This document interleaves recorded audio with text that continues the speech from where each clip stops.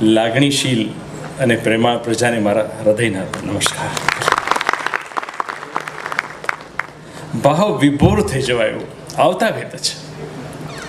પગ મૂકતા જેવું લાગ્યું કે જાણે કોઈ સભામાં નહીં પણ ઘરમાં પ્રવેશ્યો.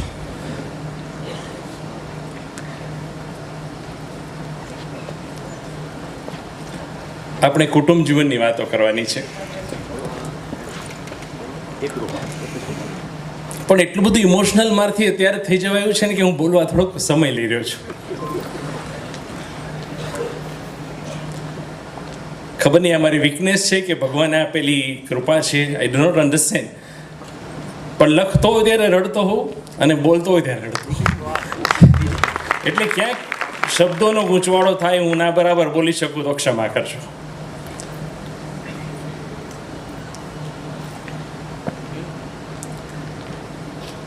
આદરણીય વડીલો, ભાઈઓ, બહેનો, બાળકો,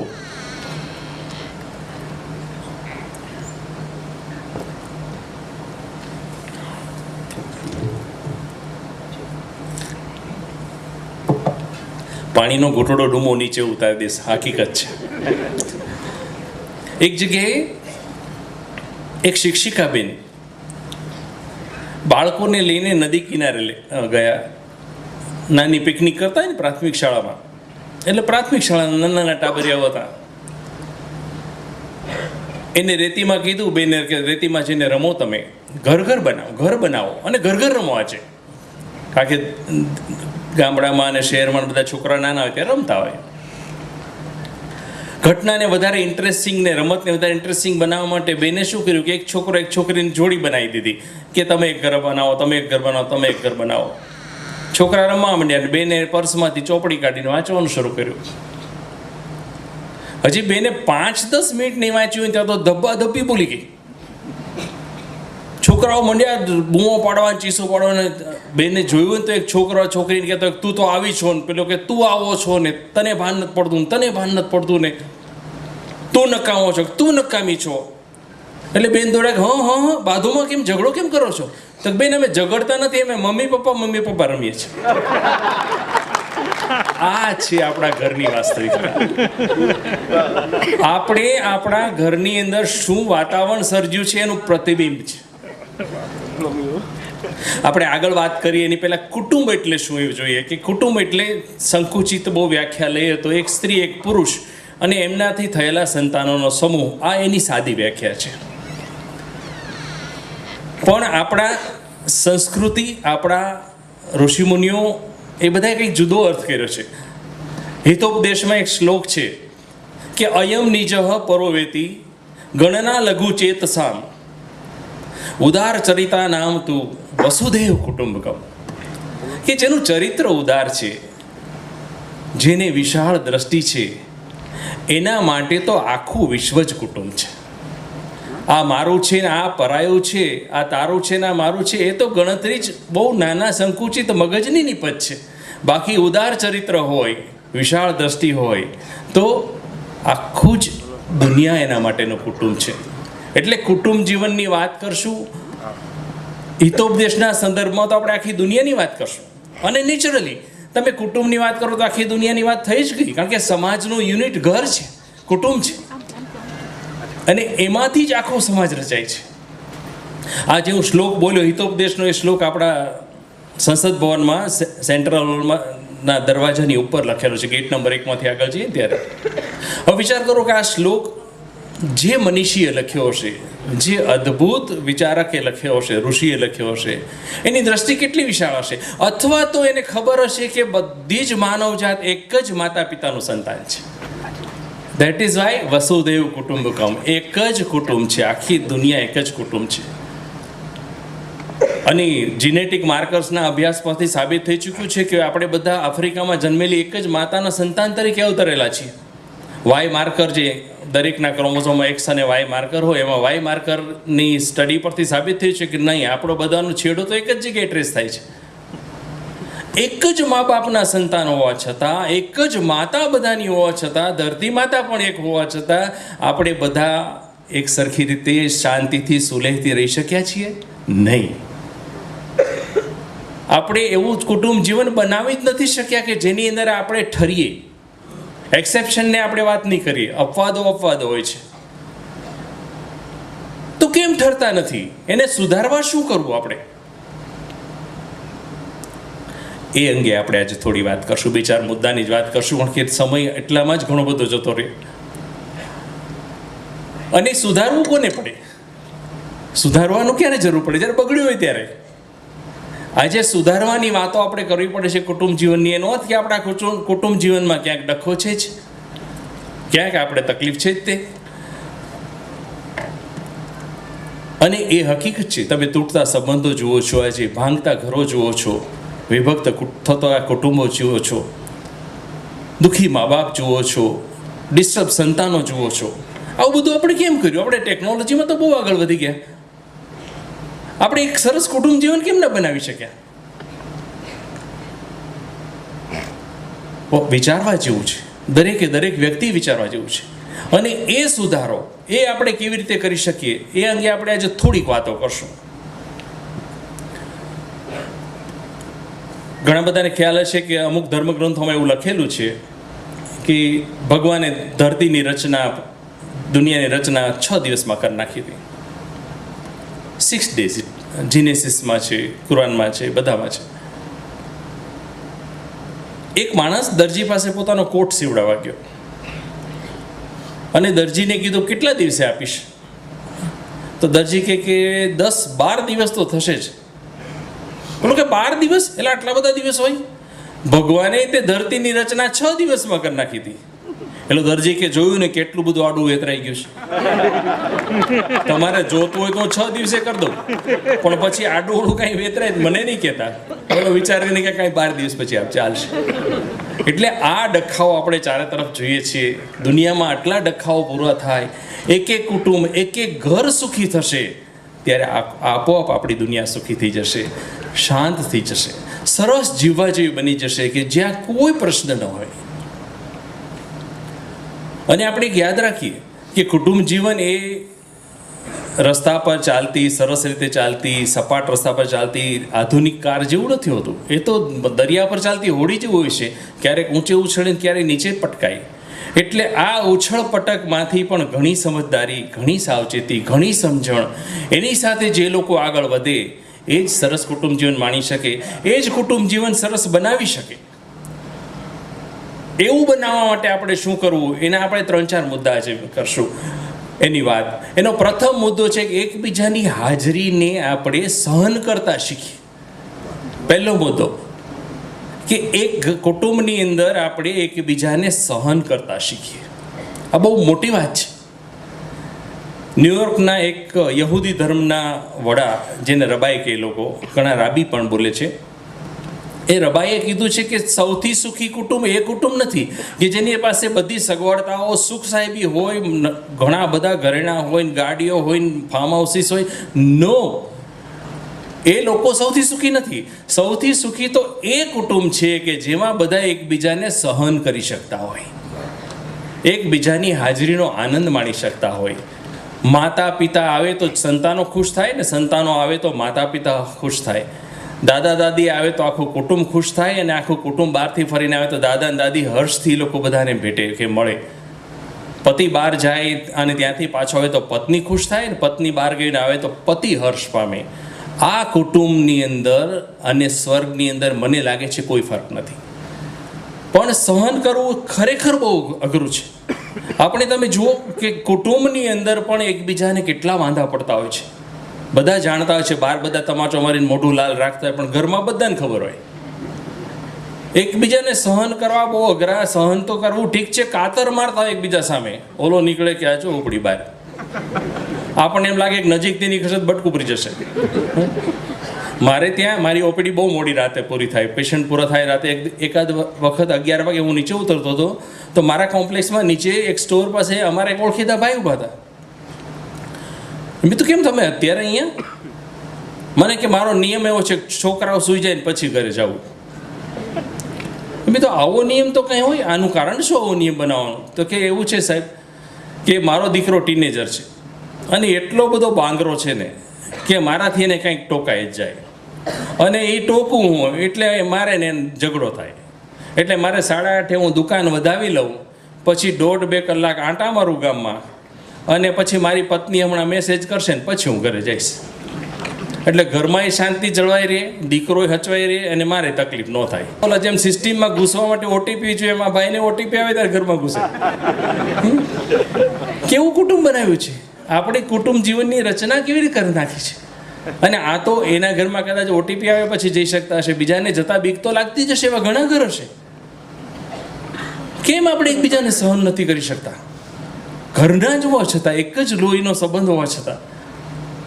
ઓલા અમારા મ્યુનિસિપાલિટીમાં ભિક્ષુકો માટે રેન બસેરા બનાવે કે રાત્રે સૂઈ જાય આવીને બધા, કોણ કોણ છે કંઈ ખબર ન હોય, સવારે ઉઠીને પોતપોતાની જગ્યાએ વયા જાય. એટલે ટાઢમાં કે ચોમાસામાં ભિક્ષુકોનું મૃત્યુ ન થાય. અમારે ત્યાં ભાવનગરમાં છે એવું એક રેન બસેરા. તો એમાં અને આપણા ઘરમાં ફરક શું રહ્યો? તો પછી બારી બારણા, છત ને દિવાલો તો બે જગ્યાએ છે, પણ જ્યાં બધા આનંદથી એકબીજાને સહન કરે એને જ ઘર કહેવાય. બાકી તો બધા રેન બસેરા હોય છે. અને જોજો કે યાદ, આ એકબીજા માટે નફરત કરવી કે એકબીજાને ન ચાહવું કે એકબીજાની હાજરી નહીં સહન કરવાનું, વાસ્તવિકતા ઉપરાંત કાલ્પનિક પણ એટલું હોય છે.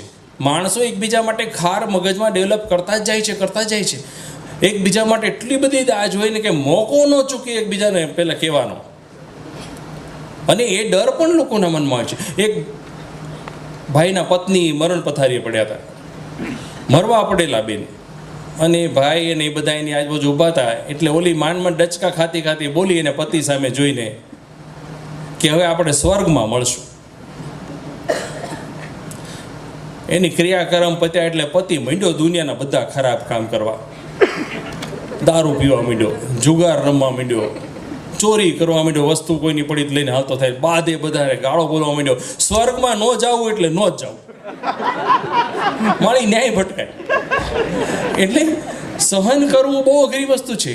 કલ્પના હજી છે આ તો કે સ્વર્ગમાં એ જશે ને પેલી જશે, પણ તો પણ માણસમાં આવું રિજેક્શન આવી જાય છે. પરદેશમાં પ્રાથમિક શાળાના બાળકોને એક વખત ભગવાનને પત્ર લખવાનું કહેવામાં આવ્યું. બધા બાળકોએ પત્રો લખ્યા ભગવાને. એમાં 8 કે 9 વર્ષના એક જોન નામના છોકરાએ લખ્યું હતું કે હે ભગવાન, દુનિયાના દરેક માણસને ચાહવું તારા માટે કેટલું અઘરું બની રહેતું છે નહીં? અમે તો કુટુંબમાં 4 જ જણા છીએ, તો એકબીજાને નથી ચાહી શકતા. તો તું આ કેમ કરતો હોઈશ? એક હસન નામના એક સૂફી સંત થઈ ગયા. એના પડોશમાં એક નકામો માણસ રહેવાયો, ગુંડો, દારૂ મંગાવે ને, એના ઘરે નાચ ગાને ચાલતા હોય ને, ઝઘડી ચાલતી હોય ને. એટલે લગભગ 1, 2 કે 3 મહિના થયા ને ત્યાં તો હસને એક દિવસ દુઆ કરી ખુદાને. એ બહુ આગળ વધી ગયેલા સૂફી સંત હતા, ખુદા સાથે વાતચીત કરી શકે. એને દુઆ કરી, હે ખુદા, આને અહીંથી તું દૂર કર અને મને કાંઈક બીજે શિફ્ટ કર. એટલે દિવસે સપનામાં એને ખુદા આવે અને કહે છે, હસન આ લખેલું છે કે હસન, તારી બધી આ સિદ્ધિઓ પાણીમાં ગઈ ને? તું વિચાર તો કર, જે માણસને હું 60 વર્ષથી સહન કરું છું એને તું 3 મહિના સહન ન કરી શક્યો? તું વિચાર તો કર કે હું એને શું કામ સહન કરતો હોઈશ? કાંઈક તો હશે ને એનામાં એ સહન કરવા જેવું મારે, નહીં તો મેં એને લઈ લીધો હોત. તને એટલા માટે ધરતી પર મોકલ્યો છે કે બીજાની ખરાબ વસ્તુને કંઈક સારું જોતા શીખ, એનામાંય કંઈક હશે ગોતી કાઢ.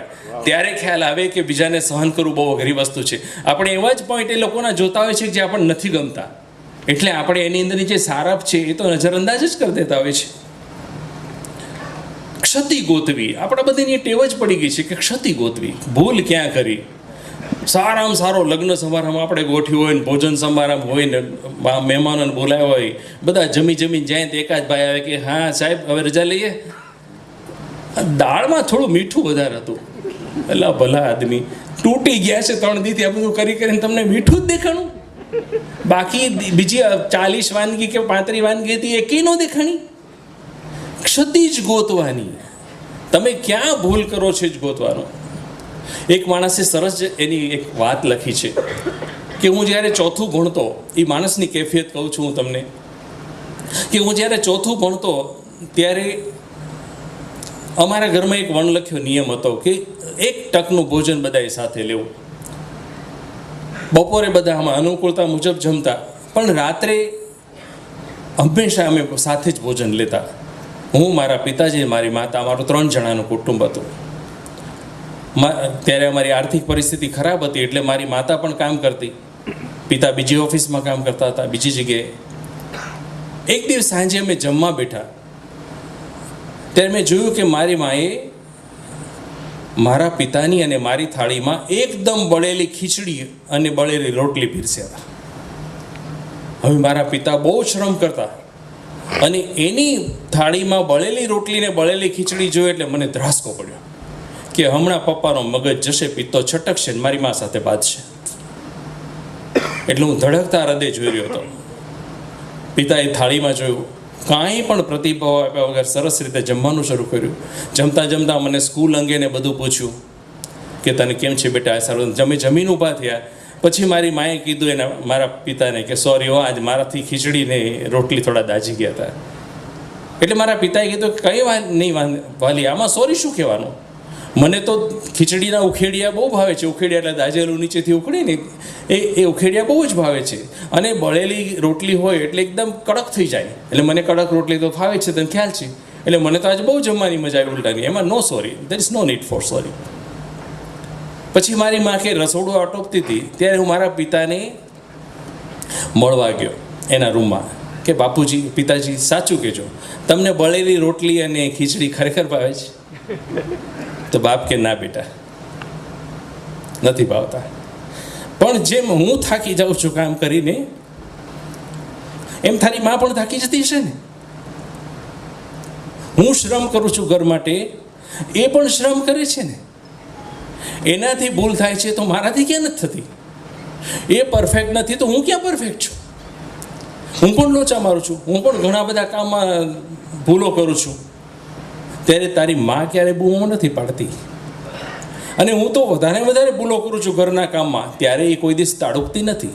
તો એક દિવસ બળેલી ખીચડી કે રોટલી માટે મને તમાશા કરવાનો કોઈ અધિકાર ખરો બેટા? અને યાદ રાખજે કે બળેલી ખીચડી કરતા દાજેલું મન છે ને વધારે પીડા આપે છે. એટલે તારે ભવિષ્યમાં ધ્યાન રાખવાનું, તારી જિંદગી શરૂ કરે ત્યારે, કે આ બધું બળેલું એક ટકમાં ભૂલાઈ જતું હોય છે, પણ બળેલું મન લગભગ રૂજાતું નથી. મારા દીકરા, તારી જિંદગીને સાચવવી હોય તો તારા પાત્રનું જે ભૂલ થાય એને સ્વીકારીને ચાલતા શીખજે. એ ક્ષતિને તું નજરઅંદાજ કરજે. એ માણસ જોઈ રહ્યો, એણે લખ્યું છે કે મને એવું લાગે છે કે ડાઇનિંગ ટેબલ જેટલું મોટું નિશાળનું શીખવતું સ્થળ બીજું એકેય નથી. એ સૌથી મોટી નિશાળ છે. આપણે કાઠિયાવાડીમાં એક કહેવત છે કે અન્ન જુદા એના મન જુદા. બધાએ એક ટક તો જોડે બેસીને ભોજન લેવું જ જોઈએ. આપણે બાળકોના સંસ્કાર સિંચન ત્યારે કરતા, બાળકોને નાની મોટી વસ્તુઓ અંગે ત્યારે પૂછી શકતા, બાળકો સારું ખોટું શું છે ત્યાંથી શીખતા, મોટાની વાતોમાંથી એના અનુભવોમાંથી શું શું ગ્રહણ કરવું એ ડાઇનિંગ ટેબલ શીખવાડતું. પણ એક યાદ રાખવું, પેલી ડ્રાઇવિંગ શીખવતી મોટર હોય ને એની પર ચારેકોર પાટિયા મારે કે તમારું વાહન 10 ફૂટ દૂર રાખો. એમ આપણે ડાઇનિંગ ટેબલ પર લખી રાખવું કે કોઈ પણ જાતનો સ્ક્રીન 10 ફૂટ દૂર રાખો. સ્ક્રીન, લેપટોપ, મોબાઈલ, ટીવી કશું જ એના 10-15 ફૂટના ઘેરાવામાં હોવું જોઈએ, લખીને જ રાખવાનું. તો જ આપણે સંસ્કાર સિંચન કરી શકશું. નહીંતર એક વારસો ભૂલાઈ જશે. આપણી પેઢી ડિજિટલાઇઝ તો થઈ જશે પણ સંસ્કારની દ્રષ્ટિએ ઝીરો રહી જશે. બાળકો કન્ફ્યુઝનમાં હોય છે, મોટા પણ કન્ફ્યુઝનમાં હોય છે, અત્યારે યુવાનો પણ એટલા બધા કન્ફ્યુઝ હોય છે કે 5 વર્ષનો એક દીકરો એની મમ્મીને 2 દિવસથી પૂછતો હતો હમણાં કે મમ્મી મને હું જન્મ આપેલો તે કે ડાઉનલોડ કરેલો. હવે આ પ્રજાને આને શીખવશે કોણ? આને સાચું જ્ઞાન ને સાચી સમજણ ને સાચી વાતો કોણ આપશે? ડાઇનિંગ ટેબલ આપશે. એનાથી મોટું સ્થળ એકેય નથી. અને હું માનું છું કે દરેક ઘરમાં આ સ્થળને તો સ્ક્રીનથી દૂર જ રાખજો, સ્ક્રીન ફ્રી રાખજો.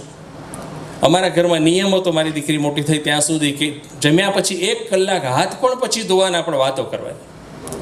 એ 60 મિનિટની અદ્ભુત વાતોથી મારી દીકરી એટલું શીખીને ગઈ કે પપ્પા કોઈ પણ ગરીબ માણસ મને મળશે ત્યારે હું મારું પાકીટ ખોલી દઈશ.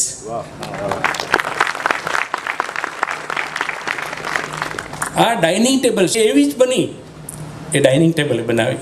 કારણ કે બાકીના સમય તો ભણવા જતા હોય, આપણે આપણા કામે હોઈએ, કૃતિકા એના કામે હોય, અમે બધા પોતપોતાના કામમાં હોઈએ, પણ ડાઇનિંગ ટેબલનો રાતનો 1 કલાક અમારા માટે, કુટુંબ માટે, કુટુંબના સંસ્કાર સિંચન માટે. અત્યારે તો લોકો તમે જુઓ ચાલતા ચાલતા થાંભલા સાથે ભટકાતા જાય, કૂતરા ઉપર પડે, ઢોર સાથે ભટકાઈ જાય. આખલા આમથા નથી મારતા, એ લોકો આખલાને ભટકાય છે. આપણે છાપામાં ખૂબ વાંચીએ છીએ કે આખલાએ ફલાણા ભાઈને ઈજા કરી, પણ હકીકત એ આખલાની અર્જિન ભટકાના હોય. નામ આખલાનો હોય બિચારો, હલકુલો હવાલદારનું. એટલે આપણે એનાથી થોડાક, હું એવું નથી કહેતો કે મોબાઈલ ખરાબ વસ્તુ છે, અત્યંત ઉપયોગી ઉપકરણ છે, આપણી જિંદગી જેણે ખૂબ સરળ બનાવી દીધી છે, પણ એના સિવાય પણ જિંદગીમાં ઘણું બધું હોય છે. રાત્રે પતિ પત્ની સૂતા હોય, પતિ આમ ફરીને સૂતો હોય, પત્ની આમ ફરીને સૂતી હોય. એકબીજા સાથે બે પ્રેમની વાતો કરવાને બદલે હજારો કિલોમીટર દૂર બેઠેલા કોઈ વર્ચ્યુઅલ મિત્રો સાથે બે ચેટ કરતા હોય. શું આપણે જિંદગી બનાવી દીધી. એટલે એ નથી તમને ખંભો દેવાનું, માથું મૂકવા, નથી તમને ઊભું થઈને પાણીનો ગ્લાસ આપવાનું. એ જે આપવાનું છે તો બાજુમાં સૂતું છે એની સાથે વાત કરો ને. આ ચેટિંગ શું કામ? પણ એ વાસ્તવિકતા બનતી જાય છે, એમાંથી બહાર નીકળવું જ પડે છે. પહેલાં આપણે એવું કહેતા કે પહેલો સગો પાડોશી, સગા પાડોશીને તો એવી રીતે રાખતા કે જાણે ઘરના સભ્યો હોય. પાડોશી સાંજે માંદે વારે તહેવારે સારા ખરાબ બધી જગ્યાએ પાડોશી આપણી પાસે જઈને આપણી પાસે આવીને ઊભા રહેતા. એટલું તો પાડોશીનું મહત્વ હતું. અત્યારે મોબાઈલ આવતા એવી કઠણાઈ થઈ છે કે એક જ ઘરમાં બધા પાડોશીની જેમ રહેતા હોય છે. આ રૂમનો ના રૂમનો પાડોશીઓ ચેટ કરે કે દીદી સૂઈ ગઈ, તો દીદી કે ના જાગું છું, તો હું પેન્સિલ લેવા આવું, તો આવ લે. એટલે દીદીને મોબાઈલમાંથી મેસેજ ચેટ કરીને પછી જાય. બાપા નીચેથી ફોન મેસેજ કરે કે બેટા તારું કામ પતી ગયું, નીચે જમવા રાહ જોઈએ છે. કુટુંબની અંદર પણ આ વ્યવહાર આવી ગયો. આટલા સારા ઉપકરણ આપણે ભૂલાવી દીધા આપણને કે આપણે સામાજિક પ્રાણીઓ છીએ. એક જગ્યાએ, અને જુઓ, મોબાઈલ ઉપરાંત આપણે બીજી એક વસ્તુ કરી રહ્યા છીએ કે મોબાઈલ અને અર્થલી બધી વસ્તુઓ જેને ભૌતિક સુવિધાઓ કહેવાય એની પાછળ આપણે બહુ પડી ગયા છીએ. કુટુંબ ભૂલાતું જાય છે, કુટુંબની મહત્તા ભૂલાતી જાય છે. આપણે ગમે તેટલા આગળ વધીએ, ગમે તેટલા ડિજિટલાઇઝ થઈ જઈએ, મોબાઈલની અંદરથી હજી આનાથી 10 ગણી સુવિધાઓ આવવાની છે. આ કહેવાય હજી તો 11 સુધી આઈફોનમાં પહોંચ્યા છે, તો 20-25 સુધી પહોંચાડવાના હશે, ત્યાં સુધી કંઈક નવું આવવાનું જ છે. ત્યાં સુધીમાં પણ ગમે તેટલા ડિજિટલાઇઝ થશું, ગમે તેટલો એનાથી આનંદ મળશે, પણ ઉત્સવ ઉજવવા તો બીજાની જરૂર પડવાની જ છે. આપણે ગમે એકલો માણસ આનંદ માણી શકે, ઉત્સવ ન ઉજવી શકે, એના માટે તો સામે વ્યક્તિ જોઈએ.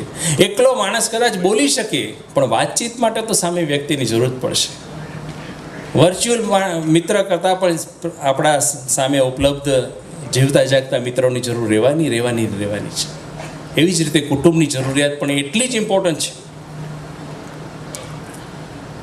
એક જગ્યાએ એક ફિલોસોફીના પ્રોફેસર પોતાનો ક્લાસ લઈ રહ્યા હતા. એણે મોટો કાચનો જગ મૂક્યો, પછી આટલા મોટા પિંગપોંગ બોલ જેવડા મોટા પથ્થર લઈને એને ભરવાનું શરૂ કર્યું. ક્લાસ જોઈ રહ્યો, એને ખબર હતી કે પ્રોફેસર આ પ્રયોગ કરે ત્યારે શાંતિથી જોવું. થોડી વાર આખો જગ ભરાઈ ગયો. એવડા મોટા મોટા પથ્થરથી જગ ભરાત કેટલી વાર લાગે? પ્રોફેસરે જગ ઊંચો કરીને પૂછ્યું કે ભરાઈ ગયો છે? એટલે બધા વિદ્યાર્થીઓ કીધું કે હા. ખોજ વિદ્યાર્થીઓ આ હંમેશા લાંબુ કરે, હા એમ. પછી પ્રોફેસર જગ નીચે મૂક્યો, પછી એક નાના આટલા ગોળ પથ્થર લીધા અને એને પાછા નાખવાના શરૂ કર્યા. હલાવતા નાખતા ગયા તો એ પથ્થરો દડી અને મોટા પથ્થર વચ્ચેની બધી જગ્યાએથી એમાં ગોઠવાઈ ગયા. ઘણા બધા એક મુઠ્ઠીથી ઉપર પથ્થર સમાઈ ગયા. પછી પાછો પ્રોફેસરે જગ ઊંચો કર્યો કે હવે આ ભરાઈ ગયો છે? વિદ્યાર્થીઓ પાછું કીધું કે હા ભરાઈ ગયો, પૂરેપૂરો ભરાઈ ગયો. પ્રોફેસરે પાછો જગ નીચે મૂક્યો, પછી એકદમ ઝીણી ચાલેલી માટી લીધી અને ધીરે ધીરે જગને હલાવતા ગયા તો ઢગલોબંધ માટી પાછી અંદર સમાઈ ગઈ, પોણો જગ ભરાય એટલી. પછી કીધું કે હવે આ ભરાઈ ગયો છે? વિદ્યાર્થીએ ફરી પછી આ પડી. પ્રોફેસરે જગ નીચે મૂક્યો અને કીધું કે દીકરીઓ, આ જગ છે તમારી જિંદગી છે. મોટા પથ્થર છે એ તમારા મા બાપ, તમારા સંતાનો અને તમારા ઘરના કુટુંબીજનો છે. નાના પથ્થરો આપણે જે લીધા એ તમારા મિત્રો, તમારા સ્નેહીઓ, તમારા કીટી પાર્ટી કે ક્લબના માણસો અને ધંધાને સંલગ્ન માણસો છે. અને ઝીણી રેતી, ઝીણી ધૂળ જે છે એટલે માટી નાખીએ આપણે, એ તમારા પૈસા, તમારા ફાર્મ હાઉસીસ, તમારી ગાડીઓ, તમારા ઘરેણાં, તમારી બધી ઉપલબ્ધિઓ છે. જો તમે પહેલાં ધૂળથી ને રેતીથી જ આખો જગ ભરવાનું શરૂ કરશો આ બધી વસ્તુઓથી, તો તમારા કુટુંબ માટે જગ્યા જ નહીં રહે. પણ જો તમે પહેલાં મોટા વસ્તુને, તમારા કુટુંબને પ્રાધાન્ય આપશો, તો એને સમાવ્યા પછી પણ ઘણી બધી જગ્યા વધશે જેમાં આ બધું સમાઈ જશે. વિદ્યાર્થીઓ છક થઈ ગયા કે બહુ સરસ કહેવાય. અને તે દિવસે વિદ્યાર્થીઓ સરસ પાઠ ભણ્યા કે હું એવું નથી કહેતો મિત્રોને બધું જરૂર નથી, એ બધું જરૂરી છે, પણ કુટુંબને જો પેલું પ્રાધાન્ય આપણે આપશું તો પછી એ કુટુંબને સમાવ્યા પછી પણ ઘણી બધી વસ્તુ સમાઈ જતી હોય છે. એટલે પ્રોફેસરે કીધું કે ભાઈઓ, તમારે કઈ રીતે તમારી જિંદગીને ભરવી એ તમારા હાથમાં છે. હવે આ વાર્તાનું એક્સટેન્શન છે.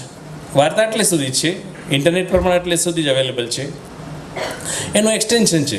કેટલી વારમાં બહાર ઊભો બોલો ચંદુ ચાવાળો જગ લઈને નીકળો ચાનો. એ જોઈ ગયો, એ અંદર આવ્યો, એણે ફટ દઈને કે સાહેબ કે હું થોડુંક કંઈક કરું તો વાંધો નથી ને. તો કા કર, તારે શું કરવું છે? તો એણે 2 કપ ચા નાખી દીધી અંદર. ચા સમાઈ ગઈ. ક્યાં કે ઓલું પાણી તો બેસી જ છે અંદર. એ કે સાહેબ તો આજ પણ ચંદુ તું કહેવા શું માંગે? તો સાહેબ હું એ કહેવા માગું છું કે તમે ગમે તેટલી જિંદગીમાં જગ્યાને ભરી દો, પણ મિત્રો સાથે 2 કપ ચા પીવાનો સમય તો મળે. એટલે મિત્રોની સાથે ચા પાણી પીવાનો સમય રાખજો જ તે. તો તમારી કુટુંબ જીવન, તમારી જિંદગી બધું અદ્ભુત બની જશે.